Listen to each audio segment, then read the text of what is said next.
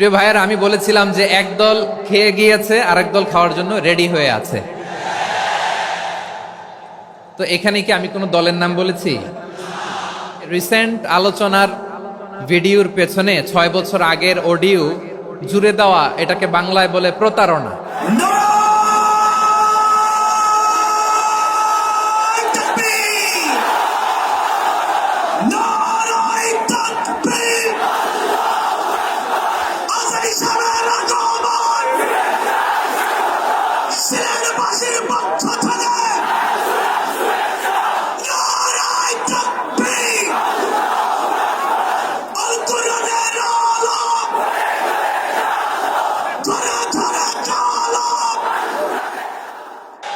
আপনারা খিতা কররা বালানি জিয় মাশাআল্লাহ মাশাআল্লাহ তাবারাকাল্লাহ, আল্লাহ কবুল করো।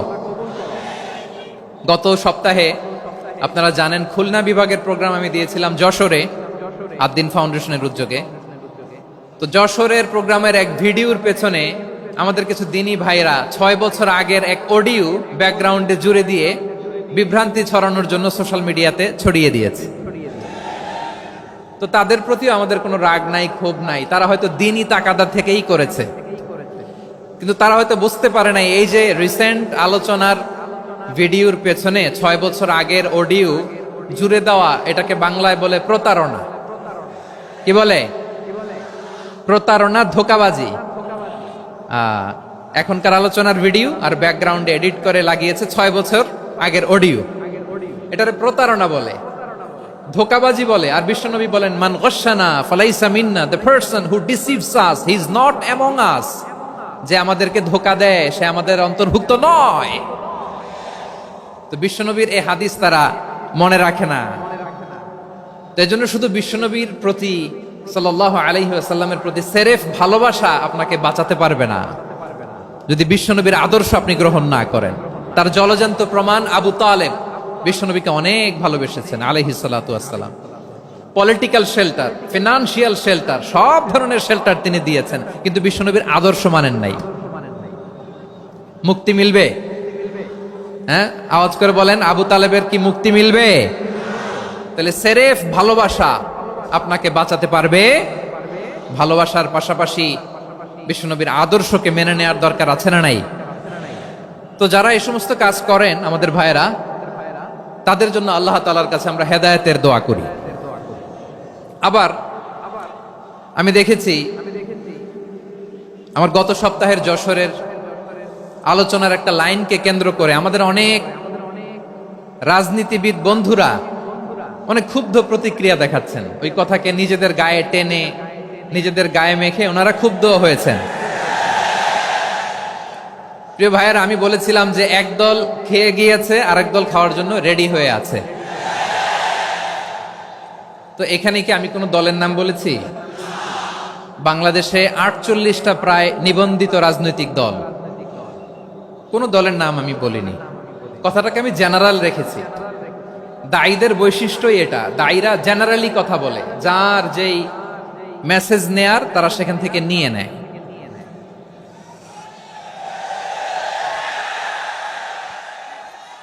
তো কোনো দল এটা নিয়ে কোনো কথা বলল না। আপনারা এটাকে নিজের গায়ে যে মাখালেন, এটা ঠিক হয়নি। আমি বলবো যে এটা খুবই অনভিপ্রেত হয়েছে। কোনো দলকে টার্গেট করে বা কোনো দলের পক্ষে আমরা কখনো কথা বলি না। আমরা কোরআনের পক্ষে কথা বলি, ইসলামের পক্ষে কথা বলি, ঠিক কিনা বলেন? সো একটা জেনারেল কথাকে যদি আমার রাজনীতিবিদ বন্ধুরা নিজেদের গায়ে মাখেন, ক্ষুব্ধ প্রতিক্রিয়া জানান, এতে করে সাধারণ জনগণের কাছে একটা নেগেটিভ মেসেজ যাবে ওনাদের ব্যাপারে। এটা হোক আমরা চাই না। এদেশের যত এই যে আমার ভাইয়েরা, এই যে আমি এই যে কথা বলতেছি, সাদা টুপি, ও আচ্ছা আচ্ছা, চলে যাবেন না, একটু জায়গা দিয়ে দেন ওনাকে। হয় কি, লক্ষ লক্ষ মানুষের ভিড়ে আপনি যদি উঠতে চান খুব কঠিন হয়ে যায়। যদি পারেন একটু বসেন, আর না পারলে ভাইকে একটু জায়গা দিয়ে দেন। আমার দিকে তাকান, এই সিলেট, এদিকে তাকাও, এদিকে এদিকে, ফাইন। তো আমার প্রিয় রাজনীতিবিদ বন্ধুদের আমি বলবো, কথাটা ছিল ভেরি জেনারেল, এটা নিজেদের গায়ে মাখানোর কোনো দরকার নাই। আমরা এই যে এক্সিস্টিং যে রাজনৈতিক চর্চা, এটা থেকে আমরা বেরিয়ে আসতে চাই। আমরা চাই না এদেশে চাঁদাবাজি, দখলবাজি থাক, ঠিক কিনা বলেন? এদেশে কোনো দুর্নীতি থাক, টেন্ডারবাজি থাক, এগুলো আমরা চাই। আই হেট পলিটিক্স একটা জেনারেশন আছে, এই বেশিরভাগ জেনজি অফ সিলেট, এরা আই হেট পলিটিক্স জেনারেশন, এরা পলিটিক্সকে পছন্দ করে না। তো কেন করে না, এর দায়ভার আমাদের আছে না নাই? আছে। এবং আমরা দেখেছি ক্ষমতার পালাবদল যখন হয়, এক সরকার যায় আরেক সরকার আসে, তখন দুর্নীতির ফিরিস্তি আমরা জানতে পারি, এর আগে জানতে পারি না। প্রতিটা দলের ভেতরেই আমরা এই বাজে চর্চাটা দেখেছি। সো এখন আমাদেরকে শুধরে নেয়ার সময় এসেছে। এটা এই সুন্দর সময়, নতুন প্রভাতের বাংলাদেশ, নতুন ভোরের বাংলাদেশ, এই সময় আমরা কাদা ছোড়াছুরি যেন না করি। আমাদের শপথ নেয়ার সময় এসেছে। প্রতিটি দল, নিবন্ধিত 48টি, সবগুলো দলের এখন শপথ নেওয়া উচিত যে আমরা কোনোদিন আর চাঁদাবাজি করব না, টেন্ডারবাজি করব না, দখলবাজি করব না। আমরা সব সময় দেশের পক্ষে থাকব, সব সময় দেশের পক্ষে থাকব। সেই কথাগুলো ছিল ভেরি জেনারেল। যে কথাগুলো আমরা জেনারেলি বলি, এগুলো জেনারেলি আপনারা নিবেন। আমার রাজনীতিবিদ বন্ধুদের কাছে এটাই আমার কামনা। আর এই জাতীয় বার্তা যখন আমরা দেই, তখন যদি আপনি বলেন যে পারলে রাজনীতিতে আসেন, পারলে দল করে দেখান, এটা হইল? আমি কি এরকম কোনো কথা বলেছি? না। আমি একজন মুফাসসিরে কোরআন, আমি একজন আলেম, এর বাইরেও আমার সবচেয়ে বড় পরিচয় আম আ সিটিজেন অফ বাংলাদেশ। আমি বাংলাদেশের একজন সাধারণ নাগরিক। আমার দেশের যে কোনো সমস্যা, যে কোনো ইনকনসিস্টেন্সি, অসঙ্গতি নিয়ে মত প্রকাশের স্বাধীনতা আমার আছে না নাই? আপনারাই তো বাক স্বাধীনতার কথা বলেন, ফ্রিডম অফ স্পিচের কথা বলেন, বাক স্বাধীনতার কথা বলেন।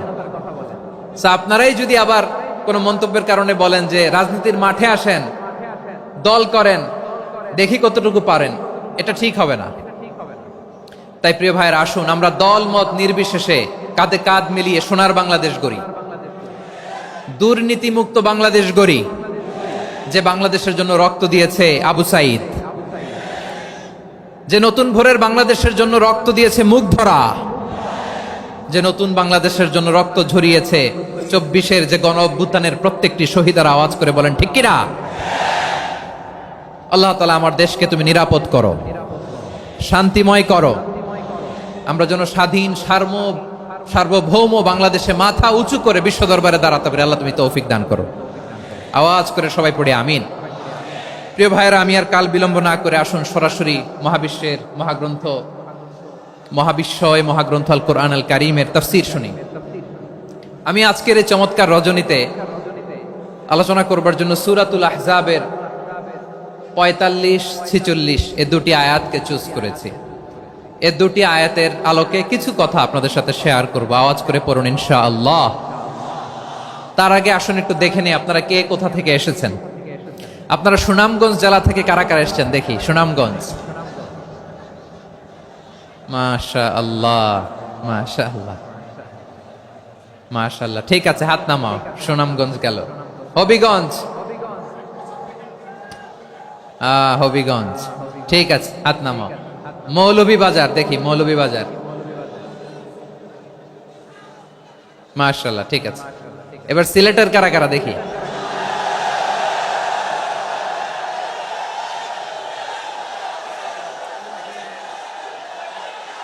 মাশাআল্লাহ মাশাআল্লাহ। বক্কা বক্কা, ঠিক আছে ঠিক আছে, মাশাআল্লাহ মাশাআল্লাহ, I like it, I love it, মাশাআল্লাহ। সুনামগঞ্জ, হবিগঞ্জ, মৌলভীবাজার, সিলেট। সিলেটের এই 4 জেলার বাইরে থেকে কারা কারা আসছেন দেখি। মাশাআল্লাহ। অন্যান্য অনেক জেলা থেকে আমার বাইরে এসেছে। মাশাআল্লাহ। আল্লাহ সবাইকে কবুল করুক। আজকের এই প্রোগ্রামকে, এই তাফসীরুল কোরআন মাহফিলকে আমাদের নাজাতের ওসিলা বানাক।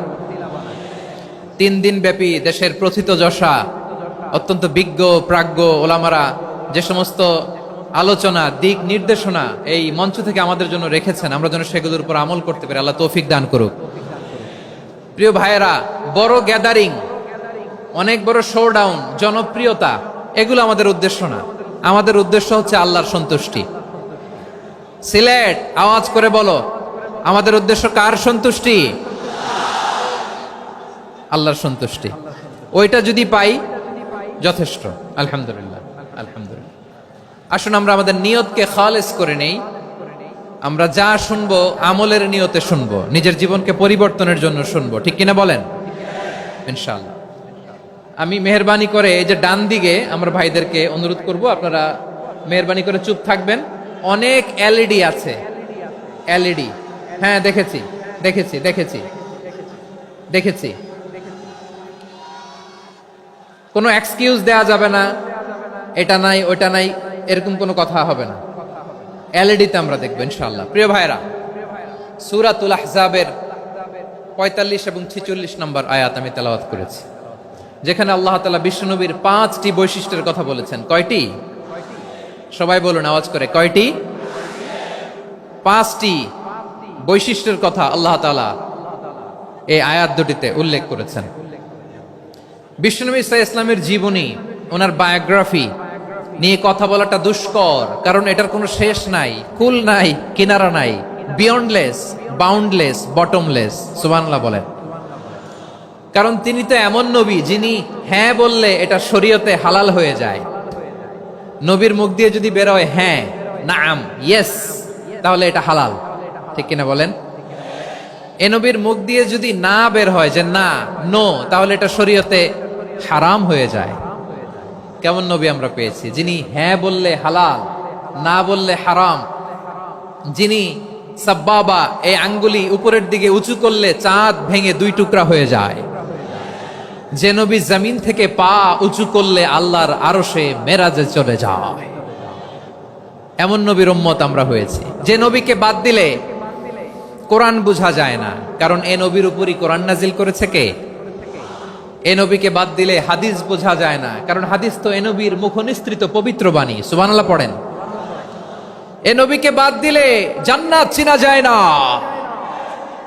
কারণ জান্নাত তিনি চাক্ষুষ দেখে এসে আমাদেরকে মেরাজ শেষে বর্ণনা করে শুনিয়েছেন। এ নবীকে বাদ দিলে জাহান্নাম চেনা যায় না, এ নবীকে বাদ দিলে আমার রবকে চেনা যায় না, ঠিক কিনা বলেন? তো বিশ্বনবীর 5টি বৈশিষ্ট্যের কথা আল্লাহ তাআলা এই সূরাতে উল্লেখ করেছেন। আল্লাহ রাসূল সাল্লাল্লাহু আলাইহি ওয়াসাল্লাম যখন মক্কাতে দাওয়াত দিচ্ছিলেন, মক্কার কুরাইশরা নানাভাবে বিষ্ণু ঈসা ইসলামকে কষ্ট দিচ্ছিল, নানাভাবে ট্যাগিং করছিল, মিথ্যা অপবাদ দিচ্ছিল। কখনো কখনো তারা বিশ্বনবীকে বলছিল মিথ্যাবাদী, কাযযাব। কখনো বলছিল যে তুমি হচ্ছে জাদুকর, সাহের। কখনো বলেছে শায়ের, মুহাম্মদ তুমি কবি। কখনো বলেছে কাহেন, মুহাম্মদ তুমি গণক। এবং কখনো বলেছে মুহাম্মদ তুমি হচ্ছে মাজনুন, মানে পাগল। আওয়াজ করে সবাই পড়ুন, নাউযু বিল্লাহি মিন যালিক। তাহলে বিশ্বনবীকে মৌলিকভাবে এই 5টি অপবাদ দিয়েছে। আমার কলেজা টুকরা সিলেটের ভাইরা, বিশ্বনবীর ব্যাপারে মিথ্যা অপবাদ মৌলিকভাবে দিয়েছে কয়টি? 5টি। বলেছে তুমি মিথ্যাবাদী, বলেছে তুমি গণক, তুমি কবি, তুমি পাগল, তুমি জাদুকর। বিশ্বনবীকে যে এই 5টি অপবাদ দেয়া হলো, আল্লাহ তাআলা এটা সহ্য করেননি। এই 5টি অপবাদের বিপরীতে আল্লাহ তাআলা বিশ্বনবীর 5টি চমৎকার বৈশিষ্ট্য উল্লেখ করে সূরাতুল আহজাবের 2টি আয়াত নাজিল করেছেন। আওয়াজ করে পড়েন আল্লাহু আকবার। 5টি চমৎকার বৈশিষ্ট্য সূরাতুল আহজাবের ভেতরে রব্বুল আলামিন উল্লেখ করে আমাদেরকে জানিয়ে দিচ্ছেন, ইয়া আইয়ুহান নাবিয়্যু ইন্না আরসালনাকা শাহিদান ওয়া মুবাশশিরান ওয়া নাযীরা ওয়া দাঈয়ান ইলাল্লাহি বিইذনিহি ওয়া সিরাজাম মুনীরা। পড়েন আল্লাহু আকবার। রব্বুল আলামিন ডেকে বলেন, ও নবী, নিশ্চয় আমি আপনাকে সাক্ষ্যদাতা রূপে প্রেরণ করেছি, সুসংবাদদাতা রূপে প্রেরণ করেছি, সতর্ককারী রূপে প্রেরণ করেছি, আল্লাহর দিকে আহ্বানকারী রূপে প্রেরণ করেছি, আর আলো দানকারী চেরাগ রূপে, প্রদীপ রূপে প্রেরণ করেছি। পড়েন সুবহানাল্লাহ। 5টা বৈশিষ্ট্য। 1 নম্বরে আল্লাহ তাআলা বললেন, হে নবী, নিশ্চয় আমি আপনাকে সাক্ষ্যদাতা হিসেবে প্রেরণ করেছি। সাক্ষ্যদাতা, বিষ্ণু ইসা ইসলাম সাক্ষ্য দিবেন, এজন্য শাহিদ। শাহিদ মানে সাক্ষ্যদাতা। আওয়াজ করে বলুন, শাহিদ মানে কি? তিনি সাক্ষ্য দিবেন। মুবাশশির, 2 নম্বর বৈশিষ্ট্য হচ্ছে তিনি মুবাশশির। মুবাশশিরুম বিরাহমাতিল্লাহি ওয়া বিল জান্নাহ, তিনি আল্লাহর রহমতের সুসংবাদ দেন, তিনি আল্লাহর জান্নাতের সুসংবাদ দেন। সুবহানাল্লাহ পড়েন। 3 নম্বর বৈশিষ্ট্য হচ্ছে নাযীর, তিনি সতর্ককারী, ওয়ার্নার, তিনি সাবধান করতে এসেছেন, রিমাইন্ডার দিতে এসেছেন যে আল্লাহর পথে যদি না চলো, শিরকি কাজ যদি না থামাও, তাহলে এমন আযাব আসবে আল্লাহর পাকড়াও থেকে তুমি বাঁচতে পারবে না। তিনি নাযীর। বিষ্ণু ইসা ইসলামের 4 নম্বর বৈশিষ্ট্য হচ্ছে দাঈয়ান ইলাল্লাহ, তিনি আল্লাহর দিকে আহ্বানকারী। এই যে আমরা আমাদেরকে পরিচয় দেই যে আমরা দাঈ, বলি না? বলি যে উনি হচ্ছেন একজন দাঈ ইলাল্লাহ। বহু বচনে আমরা বলি আদ-দুআত ইলাল্লাহ, এটা কোরআনের এই আয়াত থেকে এসেছে। সুবহানাল্লাহ পড়েন। ওয়া দাঈয়ান ইলাল্লাহি বিইذনিহি, আল্লাহর আদেশে বিষ্ণু ইসা ইসলাম আল্লাহর দিকে মানুষকে ডাকেন। এবং বিষ্ণু ইসা ইসলামের 5 নম্বর বৈশিষ্ট্য হচ্ছে সিরাজাম মুনীরা, আলোদানকারী প্রদীপ, আলোকদীপ্ত প্রদীপ, যে আলো দিয়ে তিনি গোটা বিশ্বকে আলোকিত করেছেন। আওয়াজ করে পড়েন আল্লাহু আকবার। তাহলে মোট 5টি বৈশিষ্ট্য নিয়ে আমরা কথা বলবো বিশ্বনবীর। আওয়াজ করে বলুন কয়টি? 1 নম্বরে হচ্ছে শাহিদ, বিশ্বনবী সাক্ষী দিবেন। কি দিবেন? He will be witness for all prophets and for us, তিনি নবীদের উপরও সাক্ষী দিবেন, আবার উম্মতের উপরও সাক্ষী দিবেন। সুবহানাল্লাহ পড়েন। কিয়ামতের দিন আল্লাহ তাআলা প্রত্যেক নবীকে জিজ্ঞেস করবেন যে তুমি কি তোমার উম্মতের কাছে আমি যা যা পৌঁছাতে বলেছিলাম পৌঁছিয়েছো? নবীরা বলবে আল্লাহ আমি পৌঁছিয়েছি। নবীদের কথা ঠিক কিনা, সত্য কিনা, এর সপক্ষে তখন বিশ্বনবী সাক্ষী দিবেন। সুবহানাল্লাহ পড়েন। এজন্য রব্বুল আলামিন বলেন ফাকাইফা ইযা জিনা মিন কুল্লি উম্মাতিন বিশাহীদিন ওয়া জিনা বিকা আলা হাউলাই শাহীদা। তখন কেমন হবে যখন প্রতিটি উম্মত থেকে আমি একজনকে সাক্ষ্য হিসেবে বের করে আনবো, আর তাদের উপরে নবী আমি আপনাকে সাক্ষ্য বানাবো। পড়েন সুবহানাল্লাহ। তাহলে সব উম্মতের ব্যাপারে সেই উম্মতের নবীরা সাক্ষ্য দিবে, আর ওই নবীদের উপরে আমাদের নবী বিশ্বনবী সাক্ষ্য দিবেন। সুবহানাল্লাহ পড়েন। এজন্য বিশ্বনবী হচ্ছেন শাহিদ। শাহিদের আরেকটা ব্যাখ্যা হচ্ছে বিশ্বনবী সাল্লাল্লাহু আলাইহি ওয়াসাল্লাম আমাদের সাক্ষীর উপরে তিনি সাক্ষী দিবেন। তিনি নবীদেরও সাক্ষী, আবার আমাদের উপর উম্মতের উপরও সাক্ষী। সুবহানাল্লাহ পড়েন। রব্বুল আলামিন বলেন وَكَذَلِكَ جَعَلْنَاكُمْ أُمَّةً وَسَطًا لِتَكُونُوا شُهَدَاءَ عَلَى النَّاسِ وَيَكُونَ الرَّسُولُ عَلَيْكُمْ شَهِيدًا। আর অনুরূপভাবে আমি তোমাদেরকে মধ্যমপন্থী উম্মত হিসেবে তৈরি করেছি, প্রেরণ করেছি। ব্যালেন্সড উম্মাহ, মধ্যমপন্থী উম্মাহ হিসেবে প্রেরণ করেছি, যাতে করে তোমরা সবার উপরে সাক্ষ্য দিতে পারো, আর যাতে তোমাদের নবী হতে পারে তোমাদের উপরে সাক্ষ্যদাতা। পড়েন সুবহানাল্লাহ। আমরা হচ্ছি ব্যালেন্সড উম্মাহ, আমরা সবার ব্যাপারে সাক্ষ্য দিব, আর আমাদের উপর সাক্ষ্য দিবে স্বয়ং বিশ্বনবী। সুবহানাল্লাহ পড়েন। তাহলে আমাদের নবী নবীদের উপরও সাক্ষী, আমাদের উপরও সাক্ষী। সেই বুখারীতে এসেছে আল্লাহ তাআলা কিয়ামতের দিন সাইয়েদনা নূহ আলাইহিস সালামকে বলবেন, নূহ তুমি কি দাওয়াত পৌঁছিয়েছো তোমার উম্মতের কাছে? নূহ আলাইহিস সালাম বলবেন হ্যাঁ আমি পৌঁছিয়েছি। এবার নূহের উম্মতকে আল্লাহ জিজ্ঞেস করবেন, এ নূহের উম্মতেরা তোমাদের নবী নূহ কি দাওয়াত পৌঁছিয়েছে? নূহের উম্মত বলবে না আল্লাহ, আমাদের কাছে কোনো সতর্ককারী আসে নাই, কোনো নবী টবি আসে নাই, কোনো দাওয়াতও আমরা পাই নাই, আপনারাও চিনি নাই, জান্নাতও চিনি নাই, জাহান্নামও চিনি নাই। নূহ আলাইহিস সালাম বিপদে পড়ে যাবেন। তখন আল্লাহ বলবেন নূহ তুমি বললা পৌঁছিয়েছো, তোমার উম্মত বলে কিছু পায় নাই। নূহ তোমার কি কোনো সাক্ষী আছে? তোমার কথা আর তোমার উম্মতের কথা তো মিলে না। তুমি বললা তুমি আমার নির্দেশনা দাওয়াত পৌঁছে দিয়েছো, কিন্তু তোমার উম্মত বলে পায় নাই। নূহ তোমার পক্ষে কোনো সাক্ষী আছে? নূহ আলাইহিস সালাম বলবেন আছে। কে? উম্মতে মুহাম্মাদী। তখন আমরা বলবো আল্লাহ, আল্লাহর নবী নূহ আলাইহিস সালাম তিনি আপনি যা যা বলেছেন ঠিক তা তা তার উম্মতের কাছে পৌঁছে দিয়েছে। এবার নূহের উম্মতের সাথে আমাদের ঝগড়া লাগবে। তারা বলবে তোমরা আসছো আমাদের হাজার হাজার বছর পরে, তোমরা কি করে জানলা? তোমাদের সাক্ষী ধর্তব্য হবে না। আমরা তখন বলবো আমাদের কোরআনে তোমাদের নবীর নামে আল্লাহ তাআলা একটা সূরা নাজিল করেছেন, সূরাতে নূহ। আওয়াজ করে পড়েন আল্লাহু আকবার। আমরা বলবো আমাদের কোরআনে তোমাদের নবীর কথা আল্লাহ আমাদেরকে জানিয়েছেন, দিন রাত এক করে তোমাদের কাছে তিনি দাওয়াত পৌঁছেছেন। তোমরা কানের মধ্যে হাত দিয়ে রাখতা, চেহারাটা কাপড় দিয়ে ঢেকে রাখতা, আল্লাহর নবী নূহকে পিটিয়ে ছালা দিয়ে পেঁচিয়ে তোমরা পাহাড়ে তুলে রেখে আসতা। সব আমরা জানি। আমরা যখন বলবো এই কথা, নূহের উম্মাত চুপসে যাবে। তখন আমরা সত্য বলেছি কিনা এটা আল্লাহ তাআলা জানতে চাইবে বিশ্বনবীর কাছে। তখন বিশ্বনবী আমাদের পক্ষে সাক্ষী দিবেন। আওয়াজ করে বলেন আল্লাহু আকবার। এজন্য আল্লাহ বলেন, নবী আপনি হচ্ছেন সাক্ষ্যদাতা, সব নবীদের উপর আপনি হবেন সাক্ষী, আবার আপনার উম্মতের সাক্ষীর উপর আপনি হবেন সাক্ষী। তার মানে নবী গো, কিয়ামতের কঠিন ময়দানে আপনি হবেন রাজ সাক্ষী। বিশ্বনবী কি সাক্ষী? আওয়াজ করে বলেন রাজ সাক্ষী, সব সাক্ষীর বড় সাক্ষী। এজন্য বিশ্বনবীকে আল্লাহ তাআলা প্রথম যে বৈশিষ্ট্যটা দিয়েছেন সেটা হচ্ছেন শাহিদ। তিনি সাক্ষ্যদাতা, witness for all messenger of God and for all of us. সুবহানাল্লাহ পড়েন। তাহলে এক নাম্বার বৈশিষ্ট্য বুঝতে পেরেছেন? বুঝতে পেরেছেন সবাই?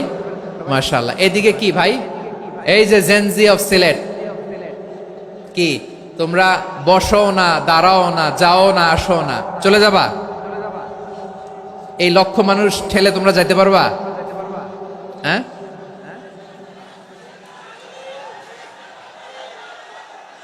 বসো বসো, বসতে হবে।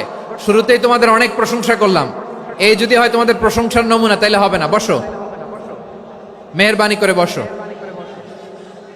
বসো।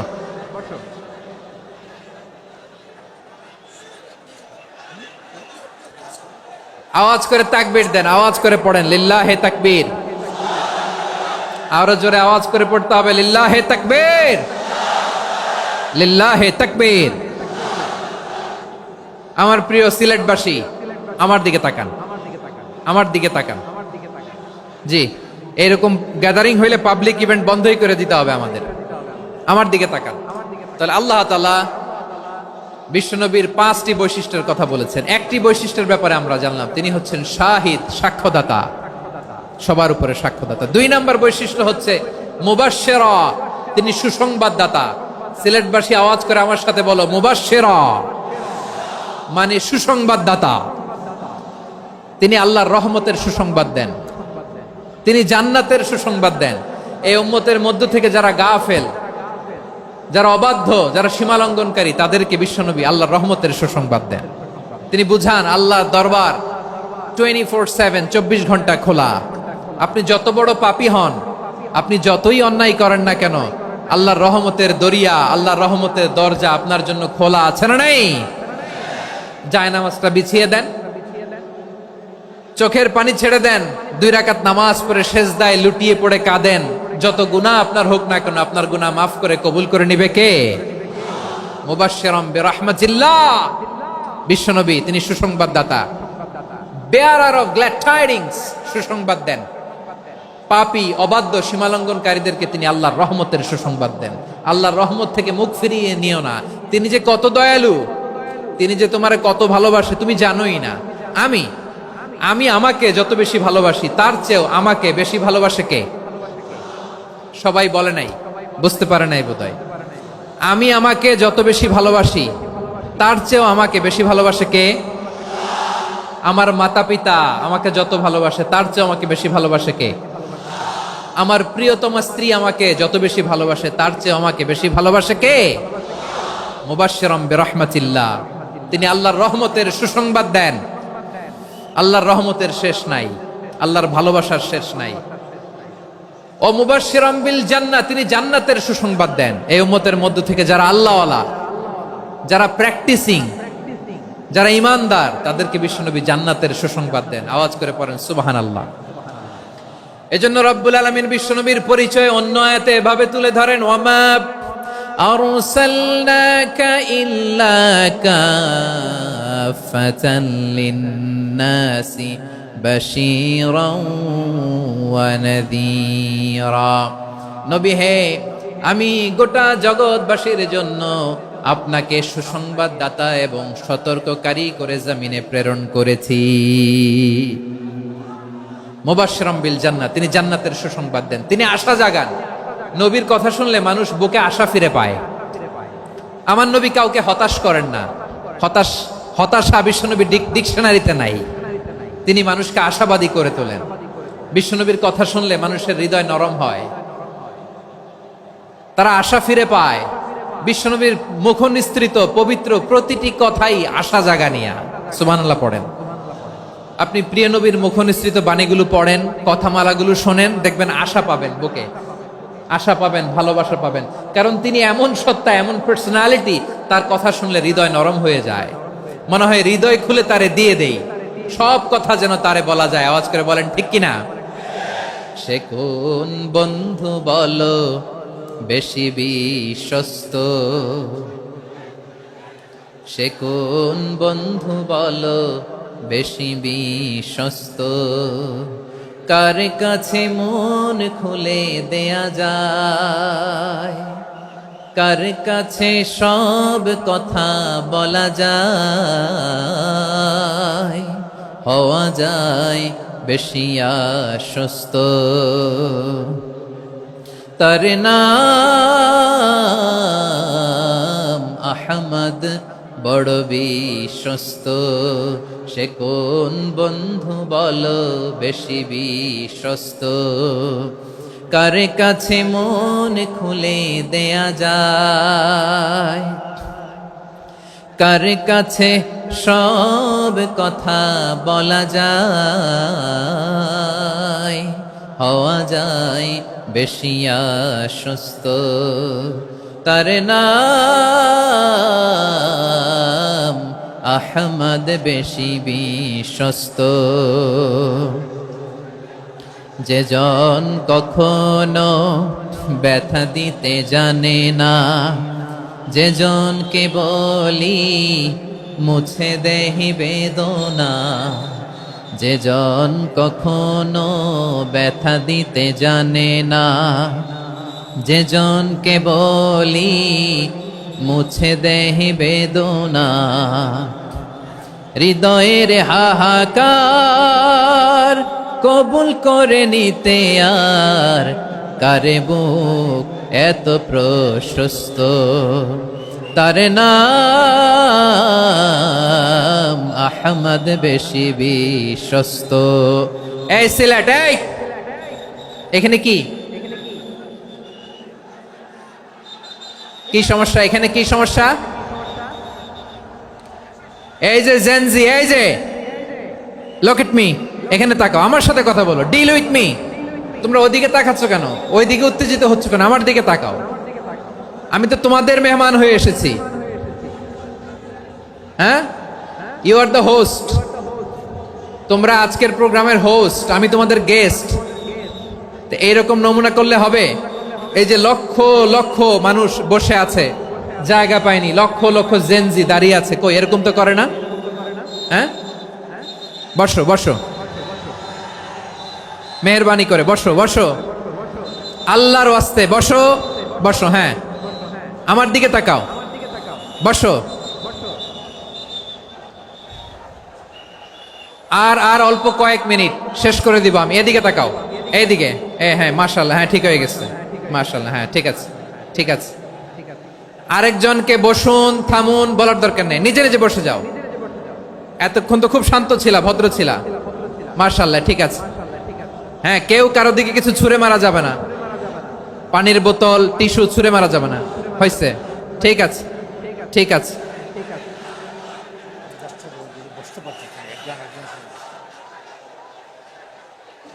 মাশাআল্লাহ, মাশাআল্লাহ, হ্যাঁ ঠিক আছে। আমি জানি এগুলো ভালোবাসা, এই ভালোবাসাগুলো ডুবাবে আমারে।